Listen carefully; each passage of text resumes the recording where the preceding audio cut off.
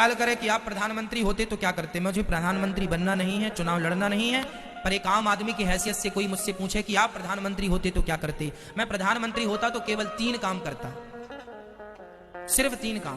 पहला काम, मैं भारत देश की शिक्षा को एक कर देता। चाहे उत्तर प्रदेश में पढ़ो, चाहे यूपी में पढ़ो, चाहे बिहार में पढ़ो, चाहे गुजरात में पढ़ो, चाहे राजस्थान में, चाहे पंजाब में, एक देश एक शिक्षा।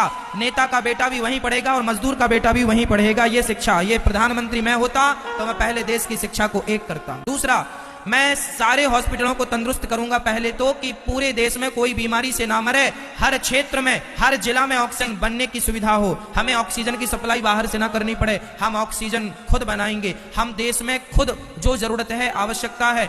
और आपको बता दूं भैया, दुनिया में सबसे ज्यादा दवाई भारत में बनती है, सबसे ज्यादा टीका भारत में बनते हैं। यहां तक कि पोलियो का टीका भारत में बना, वर्तमान में कोरोना का टीका भारत में। हमारे देश में टैलेंट की कमी नहीं है। हम मुंह नहीं ताकते कि भैया तुम कोरोना का टीका हमें दे दो, तुम चूल्हे में जाओ, हम खुद बना लेंगे। भारत टैलेंटेड व्यक्ति है, भारत के अंदर टैलेंट की कमी नहीं है। हमने सारी दवाइयां बनाई। आज पहले वो होती थी ना, दाग दाग हो जाती तो उसका टीका लगता। आज बच्चों को जितने टीका लगते हैं उनमें 90% टीका भारतीय टीका है, वो सबसे सस्ते हैं और उपयोगी हैं। हम भारतीय लोग ना दवाई भी खूब बनाते हैं, पर इलाज नहीं दे पा रहे हैं क्योंकि नीतियां खराब है। यदि मैं प्रधानमंत्री होता तो देश की चिकित्सा को एक करता, सबके लिए दवाई फ्री, सबके लिए इलाज फ्री, बीमारी से कोई ना मरे, अपनी मौत से मरे तो मरे, पर बीमारी से कोई ना मरे।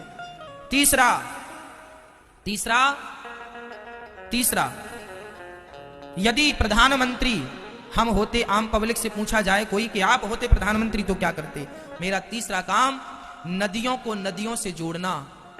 यदि आज नदियों को, बड़ी नदी को छोटी नदी से जोड़ दिया जाए तो जितना पानी बह के समुद्र में जाके खारा हो जाता है। छोटी नदी सूखी पड़ी है, बड़ी नदी का पानी बहता जा रहा है। अरे बड़ी नदी को छोटी नदी से जोड़ देने से, और छोटी को और छोटी से जोड़ देने से, और छोटी को और छोटी नदी से जोड़ देने से क्या होगा कि भारत में फसल ज्यादा होगी। आज जहां पानी है वहां का किसान तो सुखी है, पर जहां पानी नहीं है वहां का किसान आत्महत्या कर लेता है पानी ना होने के कारण।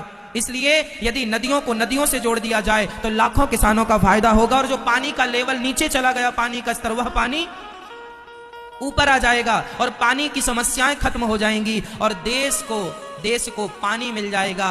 आज हमारे भारत में बहुत सारे जिला ऐसे हैं जिसमें चेन्नई का नाम सबसे आगे है कि वो सूख गई है। 2000 फीट नीचे भी पानी नहीं है। कल को आपके शहर की बारी है जहां खोदने से पानी नहीं होगा। कल आपके पास पैसा बहुत होगा मेरी माँ, पानी नहीं होगा। आज 20 रुपए लीटर पानी बिकता है और अच्छा पानी 50 रुपए लीटर बिकता है। वो दिन दूर नहीं जब 1000 रुपए लीटर पानी बिकेगा। यदि आज नहीं जागे, नदियों को नदियों से नहीं जोड़ा, पानी नहीं बचाया, तालाबों का संरक्षण नहीं किया, तो वो दिन दूर नहीं जब 1000 रुपए लीटर तुम पानी पियोगे और तुम्हारी औलाद तुम्हें गाली देगी कि हमारे देश के हमारे माँ बाप ने क्या किया, पानी तक नहीं बचाया। आने वाला भारत प्यासा रहेगा यदि आज नहीं जागे तो। इस जल संरक्षण के साथ साथ वृक्षों का संरक्षण, जंगलों का संरक्षण जरूरी है, ताकि हमें, आप बताइए, आपको बहुत पैसा चाहिए या शुद्ध हवा चाहिए? बोलो। कल को आपकी जान पर बन पड़ेगी तो पैसा काम नहीं आएगा। अभी कोरोना काल में सबके पैसे धरे के धरे रह गए, ऑक्सीजन भी नहीं मिली। ये पैसा सब कुछ नहीं है मेरी माँ, जिंदगी सब कुछ है, हवा सब कुछ है। इसलिए भारतीयों को शुद्ध हवा मिलनी चाहिए, और शुद्ध हवा तब मिलेगी जब जंगलों का संरक्षण होगा, जंगल बचेंगे, वृक्ष लगाए जाएंगे। रोड के नाम पे करोड़ों वृक्ष काटे जाते हैं, बताओ लगाए कितने जाते हैं? जल में वृक्ष भी आ गए, प्रकृति, चिकित्सा और शिक्षा। पहले हमें इनमें काम करना चाहिए, जरूरत है इन चीजों की। बताओ आज देश को इन 3 मुद्दों की जरूरत है कि नहीं? 3 कामों की जरूरत है कि नहीं? पर कोई भी सरकार अपनी सरकार बनाने के लिए इन 3 में से एक भी चीज ऐड नहीं करती। चाहिए ना कि ये चीजें हों, तब देश समृद्धवान बनेगा। आज इन्हीं चीजों पर तो अमेरिका ने काम किया है, तो आज वो संयुक्त राष्ट्र बन के बैठा है। आज इन्हीं चीजों में तो जापान ने काम किया है, तो वह सबसे पावरफुल बन के बैठा है। चाइना हमसे आबादी में बड़ा है, लेकिन फिर भी वो इस काम पे लगा हुआ है, इसलिए आज बहुत पावरफुल, ताकतवर बन के बैठा है। और हम दिनों दिन कमजोर होते जा रहे हैं। किस बात पर? इसी बात पर कि हम लोग ध्यान नहीं दे रहे हैं अपनी शिक्षा पर, अपनी चिकित्सा पर, अपने देश पर। आज भारत में परिवारवाद है। परिवार, ये मेरा बेटा है तो यही नेता बनेगा यही देश चलाएगा, योग्य है तुम चूल्हे में जाओ, तुम योग्य हो तो हो, पर ये बेटा है हमारा इसलिए चलाएगा। भले भले वो बिल्कुल अनपढ़ है, भले उसको काखा गाखा का ज्ञान नहीं है, पर नेता है इसलिए। क्या करोगे अब?